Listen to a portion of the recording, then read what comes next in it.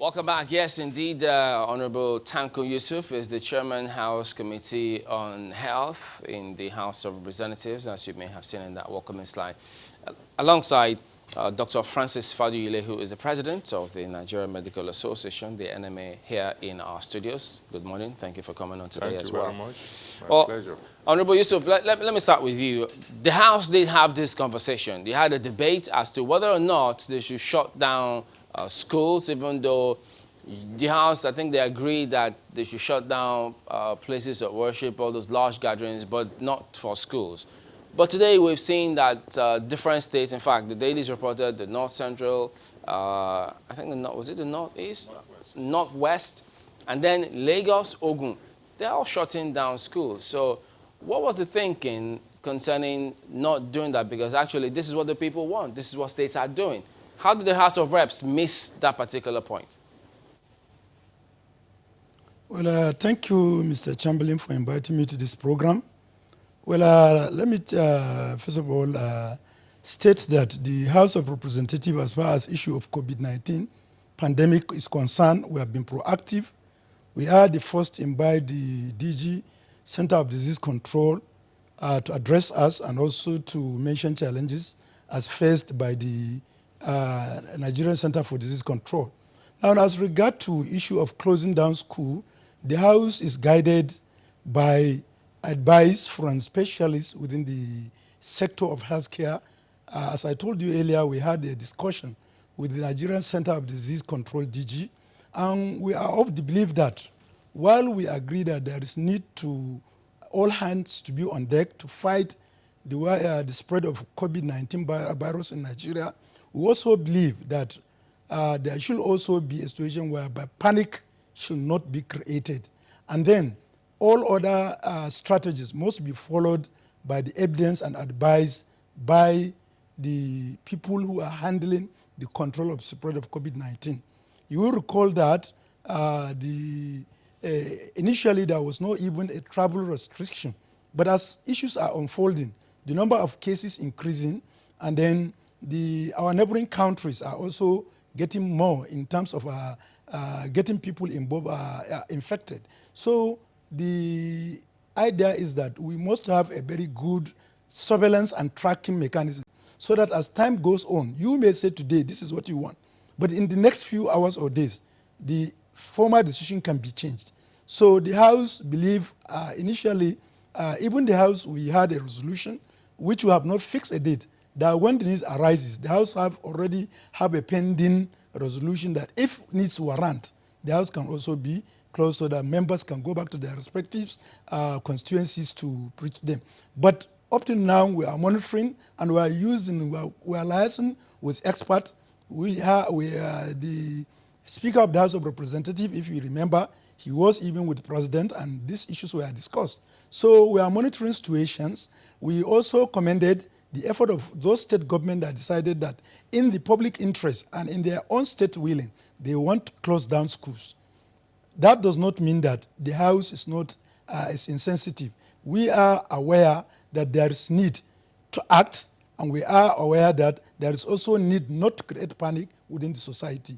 So while we are doing that, we also agree that there is what we call best evidences in medical practice, and that will be guided. And most of the decisions are based on the WHO resolutions and then local adaptation by the Nigeria Center of Disease Control. So with that, we come to the conclusion that as at that sitting we had, based on the evidence, we cannot pass a resolution instantly saying that all the schools should be closed. But by and large, as I told you, we are going to continue to track the surveillance mechanism of the country, and we'll give a very good oversight function so that we can base our decision on evidence. Let me jump in and ask you, and speaking about our surveillance mechanisms and how we're tracking and what we're doing about all of this, the executive did say that, yes, we were focusing on the airports because those were the most vulnerable areas from what they said at the time. So, but even at that, we have had people who have come into the country who, after 3, 4, 5 days, exhibiting those secreting those symptoms, and then eventually having a positive test for COVID. And now, some persons have come through the land border, which we weren't initially focusing on. It turns out the report was that one was in Ibadan for 2 weeks, ended up in Ekiti, is dead. So all of these reports, does that give you confidence or satisfaction that we are indeed analyzing and tracking some of these things properly, such that the people can be confident from what they've seen? Well, I think we should have confidence in the system, but also as a medical practitioner, we need to understand certain things. We have what we call incubation period, and during which, while the patient may be infectious, may be harboring the organism, may not display some symptoms that you can easily detect. So you may screen him using your thermo equipment to find out what is the temperature of that particular person. As at that time, there is likely chances that you may not detect him, and in the few times, he will develop symptoms. And that's why the Nigerian Center of Disease Control, and even in the House of Representatives too, we are advocating there should be a wide publicity in terms of education as far as the symptoms, signs, and other development is concerned. Personally, I do know, from time to time, I do update my handles to inform the public on what is needed for them to do, so that for those who are coming from the high-risk countries, they can do self-restrictions, self-isolations, and then they also report at slightest symptoms they have developed. So what is much needed is wherever we are going to, if you understand, initially the point of entries were, not all were covered, but as today and currently, a lot of point of entries are involved, and there is even what we call public awareness. I'm happy that when I came to your television station today, right from the gate, I was screened. I was screened 3 times before coming to your studio. And then you have provided virtually at any point of entry solutions that one can use to cleanse his hands. These are all issues that have come to the creation of such awareness was brought by the activity of Nigeria Center of Disease Control and other stakeholders in the field. So being that one person is missed during screening, and that's why we said screening. When you are screening, you are not sure that you can have 100% sensitivity and specificity. But what is most needed is to track.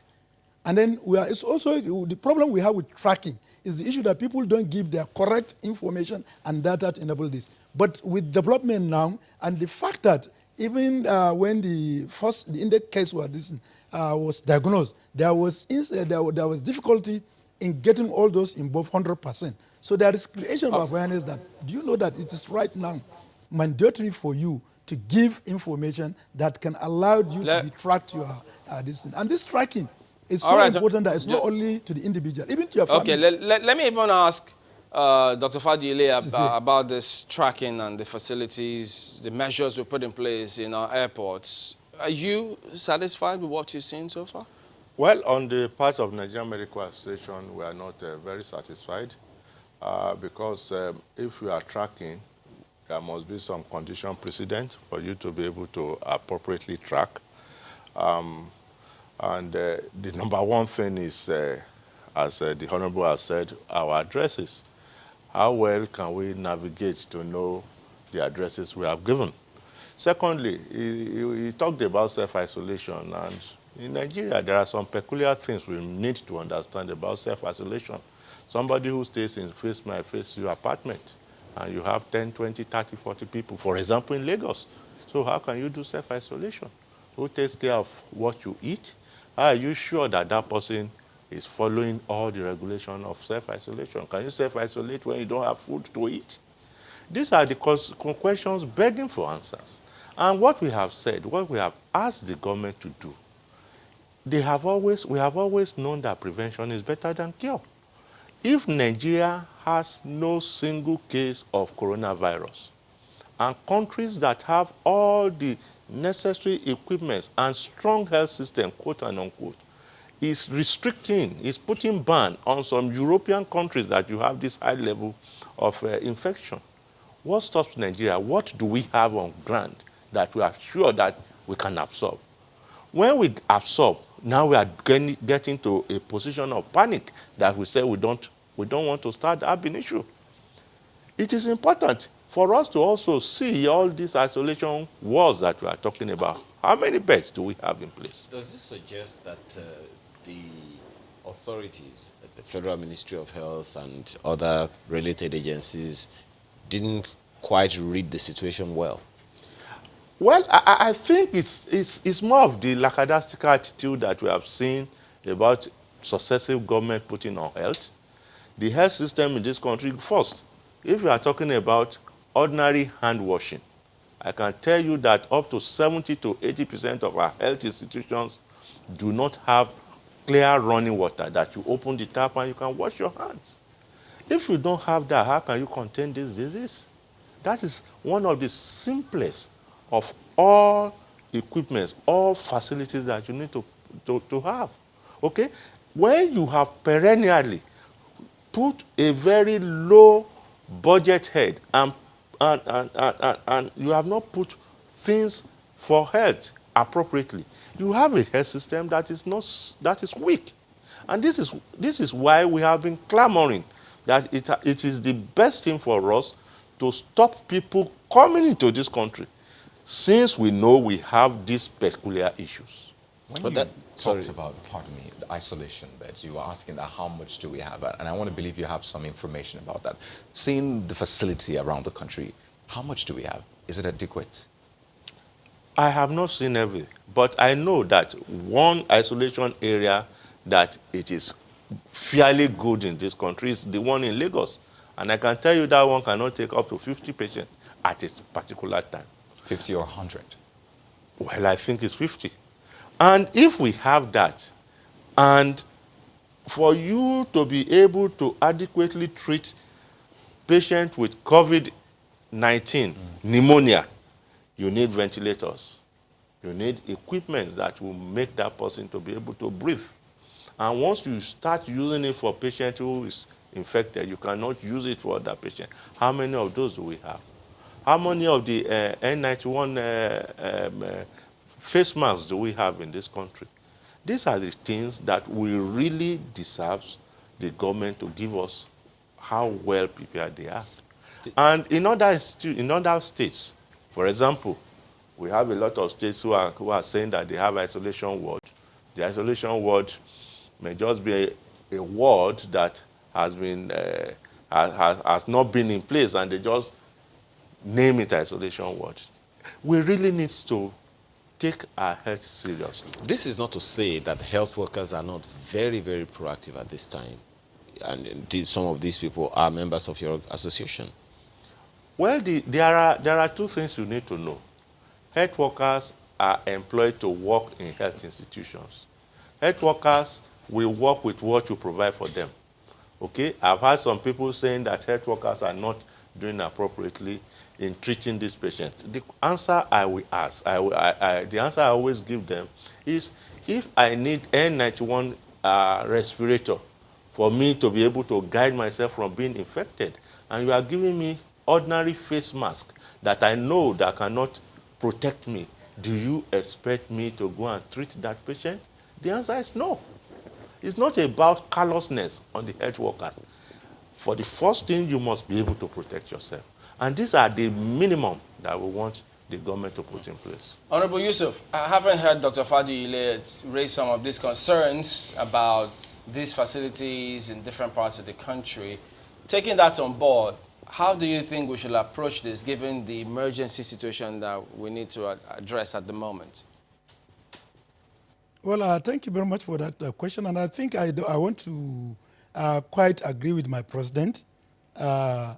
The fact is that even the House of Representatives noticed that really the facilities are inadequate. You can recall about 3 weeks ago or 3 to 4 weeks back, we have raised a motion of urgent public importance. That, do you know that the number of isolation centers we have in the country are grossly inadequate?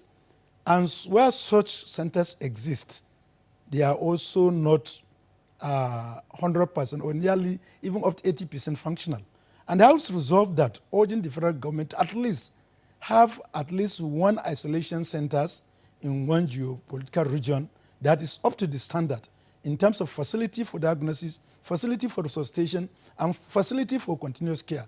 That resolutions, we are working hand in hand with Federal Ministry of Health and Nigerian Center for Disease Control to ensure that they are provided.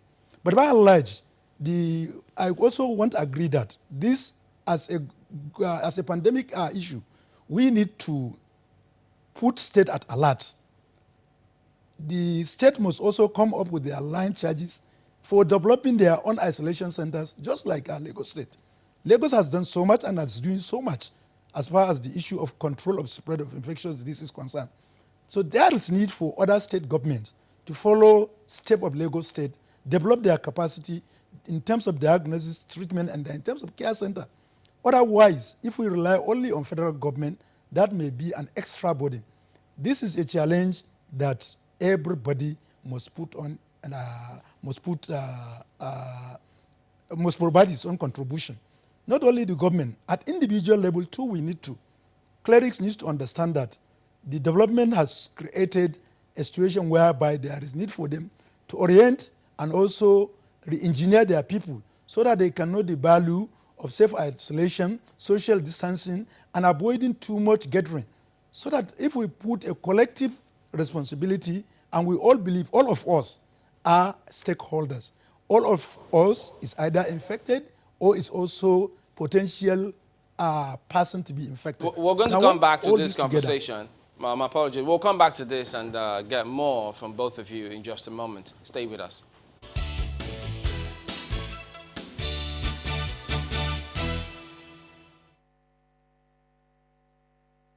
The Honorable Minister of Communications and Digital Economy, Dr. Isa Ali Ibrahim Pantami, cordially invites you to the launching and unveiling of the Nigerian National Broadband Plan 2020 to 2025, the official commissioning of the Communications and Digital Economy Complex, the launching of the Emergency Communications Center and 112 toll-free number, and the commissioning of the National Digital Innovation and Entrepreneurship Training Center. Special guest of honor, His Excellency President Muhammadu Buhari, GCFR. Chief Host and Chief Convener, Dr. Isa Ali Ibrahim Pantami. Host, Professor Umar Garba Dambata, Executive Vice Chairman, CEO, Nigerian Communications Commission. Date, Thursday, 19th March 2020. Venue, Communications and Digital Economy Complex, Mbora, Abuja. Time, 10 a.m. prompt. Announcer, Professor Umar Garba Dambata, EVC CEO, Nigerian Communications Commission. This event is strictly by invitation.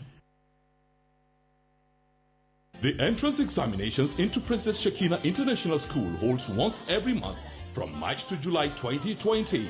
Admission is open for JS1 and JS2, SS1 and SS2 for the 2020-2021 academic session. Candidates can pick up the form at the school premises at Kilometer 1 in Karamoche Road, beside Winners Chapel, Ihiagwa, Owerri West, Imo State, or download the form at www.psis.com.ng.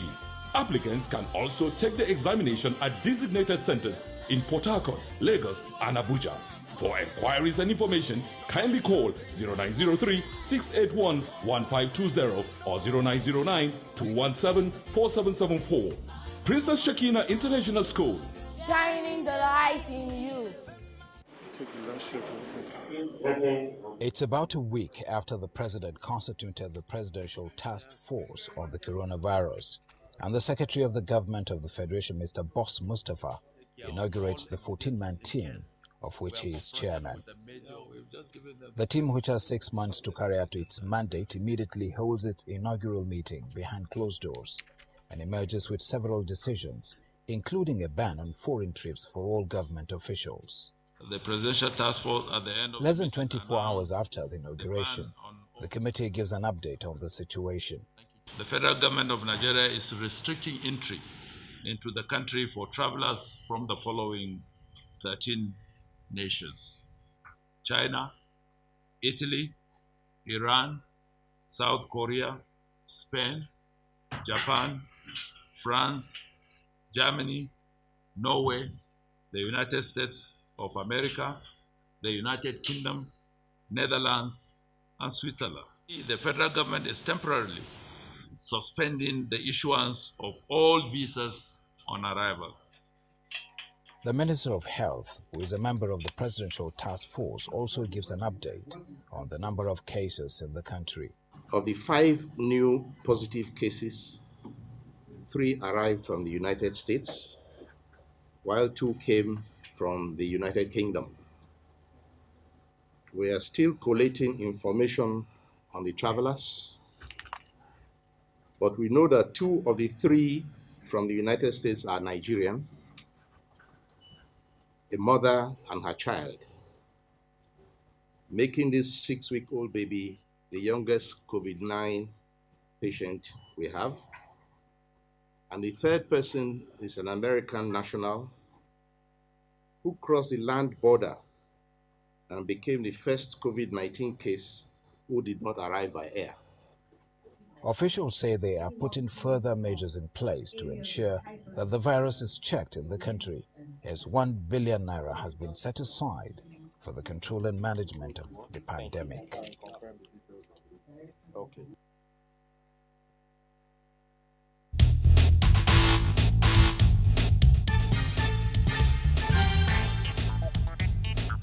After due consideration and the trend of the spread of the novel coronavirus disease, COVID-19, and the subsequent declaration of the outbreak as pandemic by the World Health Organization, the committee has consequently decided to urge that we upscale our health emergency system to the highest level and put in measures to curb further spread of the disease.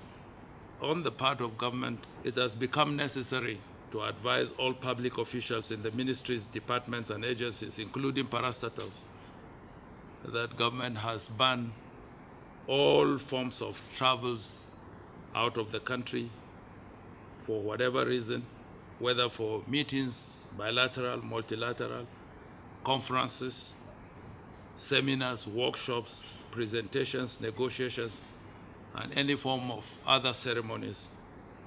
This ban will remain in place until further notice and until the situation of the pandemic nature of the coronavirus abates.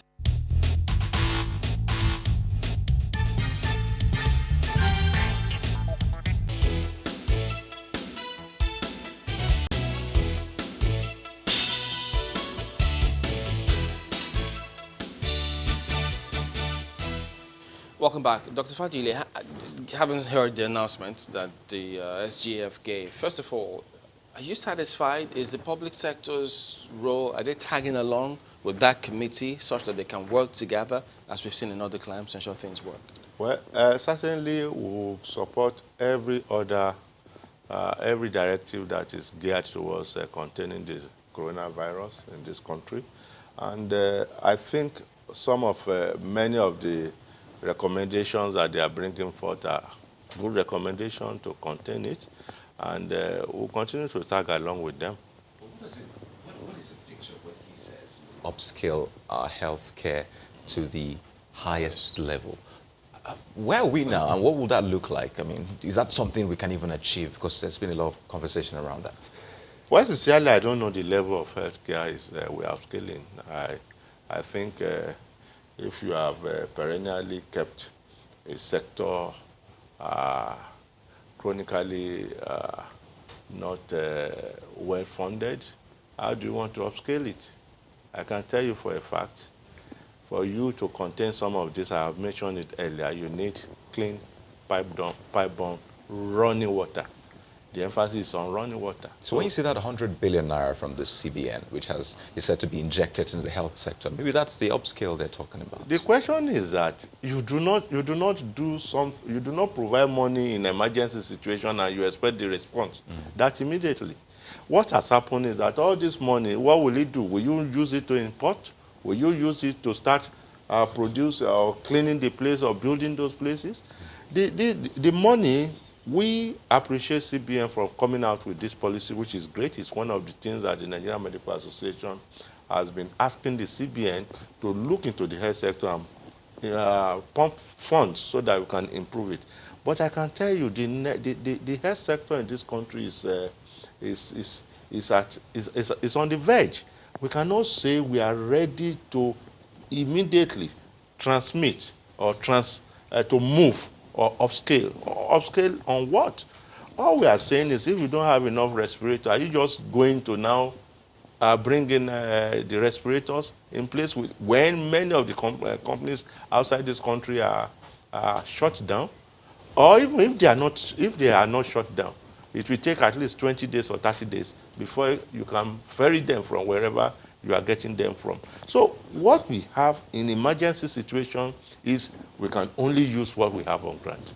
You also heard, forgive me, I think this is actually for Honorable Yusuf. The Senate President, was said to have made that pronouncement that in the entire North and in the Southeast, there is no test center for COVID-19. That's definitely something that is giving so many people concern. How is the National Assembly, especially the House of Representatives, taking that on board? What kind of conversation is going on with the NCDC or the Federal Ministry of Health on that concern raised by the head of the National Assembly? Yes, I think I told you earlier, this was not it was the motion of the National Assembly, the House of Representatives, that while the Lagos and some areas have a lot to do and they are doing lots, but down the north entirely, apart from the one that is in Abuja being developed and being fortified, we have no currently a well-established isolation center in the whole north. And this is a very great concern, especially considering that most of the land borders that's connecting Nigeria with other neighboring countries are basically in the north. If you come to my Kebbi state, we have border with the Niger Republic, we have with Benin Republic. If you go down, you extend to Maiduguri, they bordered with Cameroon, Chad, and many other places. And these are all areas that need to be listened. And also, we have also peculiar issues in the north. What is that peculiar issue? The insecurity itself has made the control of land borders, especially in the northeast, very difficult. So it means these are genuine reasons and arguments which are advanced for the need to have at least more isolation centers in the north and the entire part of the country, and the entire country, so that we can ensure ourselves we are safe. And I told you that resolution has been passed, and we are working with the Federal Ministry of Health to ensure that such is done. At the same time, we even made this in the isolation. Had it been, we have learned much lesson from the prolonged stay of Lassa fever in Nigeria. We should have had, there should have been on ground right now a lot of effective isolation centers. And if you look at it, as at that time we said, even for the Lassa, we only have 5 centers that can diagnose it, and then less than at least 5 where it can be treated. This is grossly inadequate for a population of nearly 200 million. We are you also, that. We are Honorable Yusuf. Yes. You also said, just a while ago that you have been having conversations with the NCDC and the Federal Ministry of Health on this concern, this huge concern that you talked about. How soon do we expect anything tangible to be done for the people, for Nigerians in the north who may be, just as you have said, in dire need of this, given the number of land borders, in the north? Yes, as I told you, just following the meeting we had with NCDC and the National Assembly through my committee that was chaired by Mr. Speaker, we have agreed that NCDC will go and bring forward all that is needed to establish centers within the areas that we have mentioned. And then we are still waiting for them. And I'm sure in the next few days, except for the scale up of this COVID-19 fight, that may have brought some issue of the delay. But as soon as we get their budget, the House will do the needful, and then we'll also concur with the Senate. And I'm sure through a strong oversight, we'll ensure that the executive arm of the government executed the resolutions. What kind of conversations are you and your colleagues? It may be very difficult. Yes. What kind of conversations are you and your colleagues in the House of Representatives having with your constituents for them to be able to protect themselves? I would imagine that, you know, they need that information a lot more, especially given the scenario that we have just painted. What kind of conversations are you having? What kind of communication is going to your constituents, you know, all over the place? Yes. In the House of Representatives, as part of our resolution when the issue of coronavirus was tabled, there is call for the entire members to intensify effort in educating their members, because we represent people. People expect a lot from us. They listen to us, and they consider our statement with strong weight.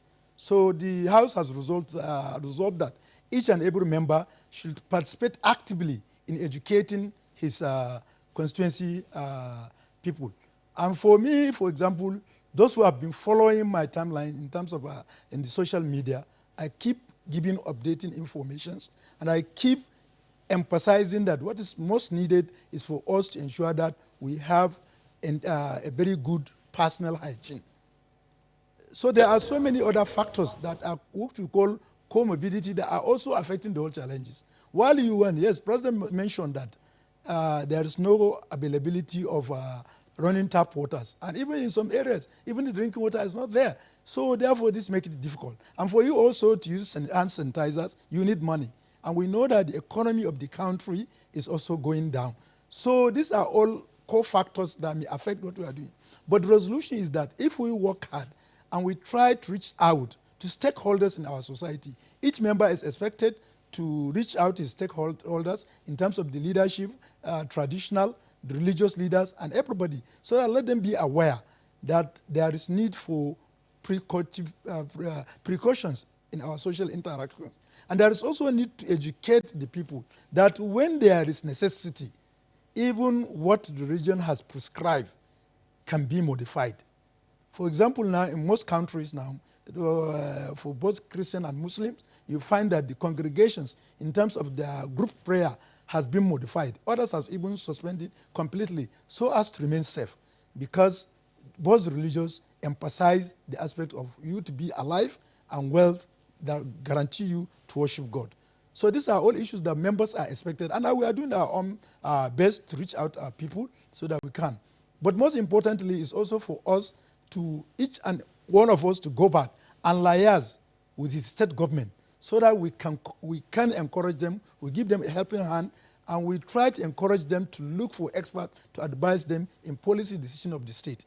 And you can, just as you have mentioned today, yesterday following the meeting of Northwestern Governors Forum, they have came up with the decision that they've decided that public school will be shut down until the situation improves. These are all our decisions. So the whole issue is that we must have, while I agree that there is drastic measures, at times you need to have some step-ladder approach to, based on the available evidence, so that we cannot create more panic in society. Honorable Yusuf, I know this came up a few weeks ago in the House, and it was about, you know, whether the House should suspend plenary for a moment. Is that an advice you'll probably be giving to the House right now, saying, you know what, some states have banned public gatherings, so maybe we should, you know, suspend plenary? Is that what you might be looking into? You see, as I told you, the motion has not been suspended by the House. But when the motion came up, there was no date fixed as to when the House was closed down. So we are going to look at the step-ladder approach in terms of taking decision. If the situation warrants that the House should close down and members should go back to their respective constituencies to further encourage best practice in prevention of the spread of the virus, that we can do. But you see now the issue is we are in a session. And then there is, because of the coronavirus, there are a lot of modifications. You remember that we have passed 2020 budget. And yesterday the presidency has agreed that there is going to be modified. Some of the capital projects will be shaded out. So the House needs to be around to approve that appropriation so that it can be debated and look at the pros and cons of it, so that we continue to discuss.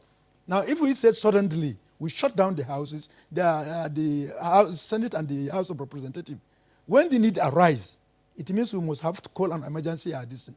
We are still working in the emergency period, but we think that right now there is need for the House to be on session and the Senate to be on session so that we can monitor what is happening and provide adequate support and legislation as things unfold. That's all right. Well, we'll follow up on that line of providing adequate measure, liaising with your community, coming up with support in a moment. But we need to bring in Dr. Fadile on this one.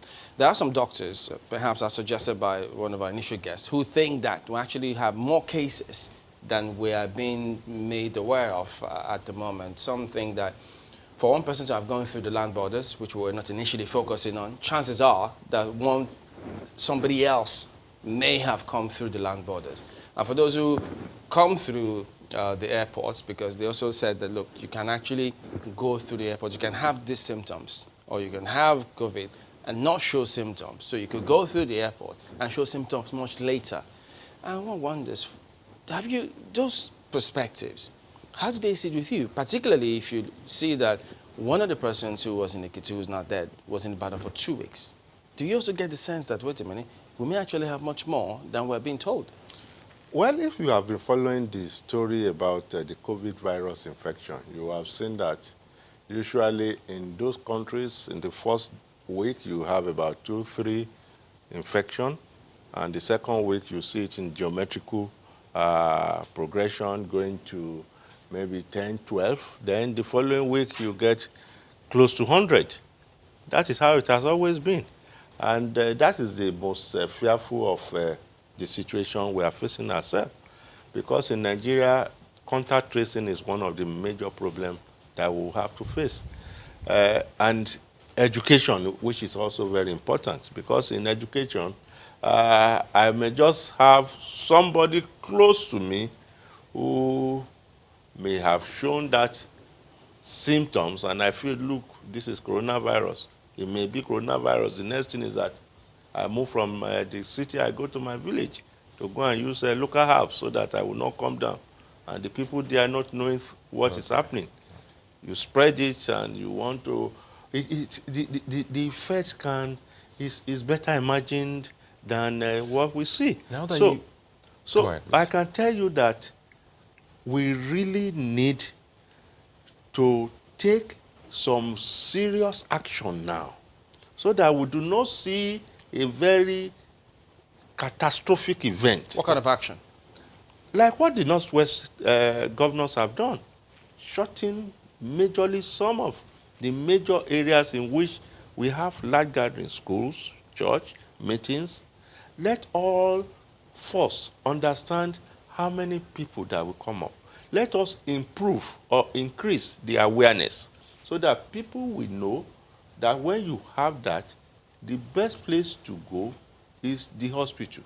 Secondly, another information that is in the public that we need to let people understand is that coronavirus is not death sentence. The case fatality ratio percentage is still about 2% to 4%. So it means that out of every 100, about 4 or 5 people dies.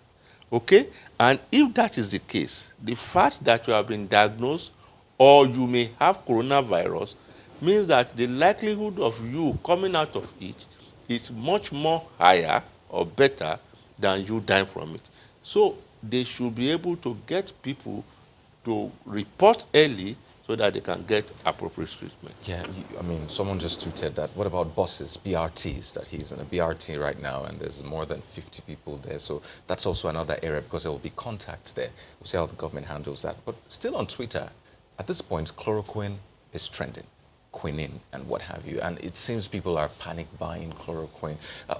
What do you have to say about that? Because you talked about herbs earlier on and we really don't know what is the state of these things. Well, I must say that scientifically, it has not been proven that chloroquine is a treatment for COVID-19. I think it is important for us to know that if chloroquine is doing some good treatment on COVID-19 infection, it is good that we need to prove that. And when we prove that, the scientific world will accept that. Okay. Let me get the conclude as we wind down. Honorable, could you tell us in less than 30 seconds, if you can, what kind of measures are you having any conversation with the authorities? Because if you close down certain things, these have implications. They have to survive. People live on a daily basis. Are you having conversations? Are they doing things? Are you satisfied with what you've seen? Because if you close those things, how do we support those who will be at home?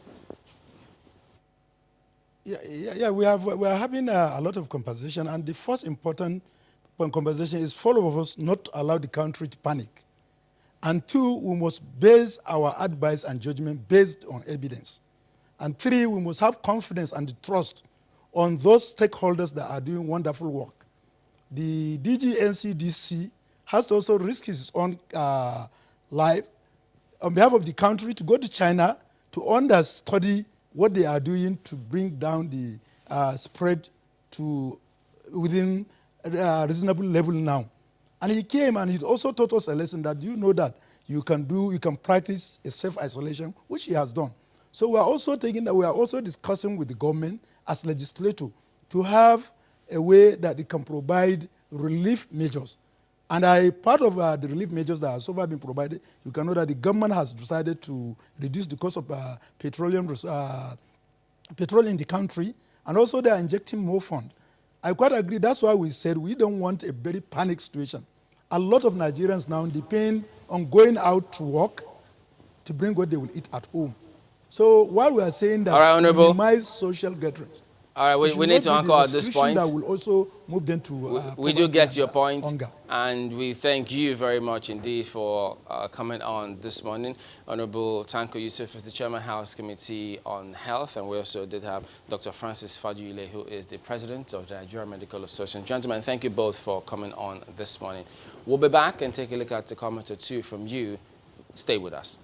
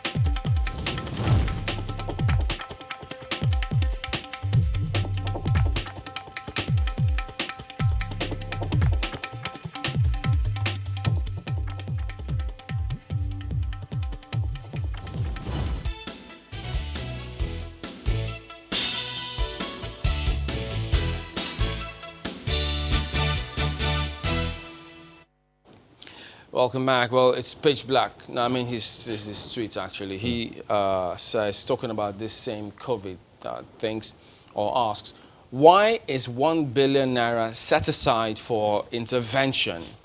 Why is it not being put to use? Why are there no testing centers?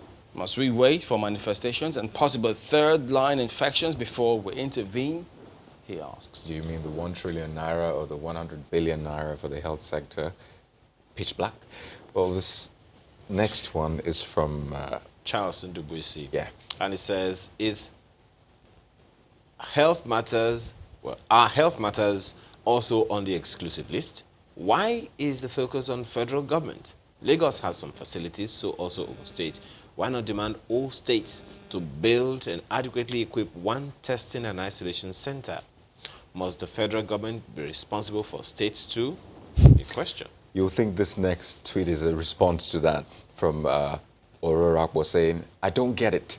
Well, it isn't. Lagos banned crowd of more than 50 persons and BRT is still working. Idumota and Okeanri markets are still on? Question mark right there. Well, Toby Ajayi says, in 2015, this government came in when the oil price was low. They said the right things like diversification, but never did it. Now it has happened again. Imagine if we had increased the capacity to produce internally, cut down cost of governance, and diversified. Great question. Addirowski says in this one, ideas to boost the economy in these times. 1, pay outstanding invoices. 2, FIRS has tax payment records. Let them issue tax credits to taxpayers. Many economists on Twitter there. Next one is from Henry and Warren saying the president will be leading from the front when he openly takes the COVID-19 test, inspects selected isolation centers and hospitals, reassures the nation on the state of preparedness, takes daily briefings from frontline officials, then will stop talking. Okay, Oshina Kingsley, thank you for your messages. We see them as well. But that is it today on the program. Thank you all for watching. Keep your comments coming through. We appreciate them. We'll see you again tomorrow. I'm Chamberlain. So I'm Kayode Okikiolu. And I'm Ayo Makinde. Have a beautiful day.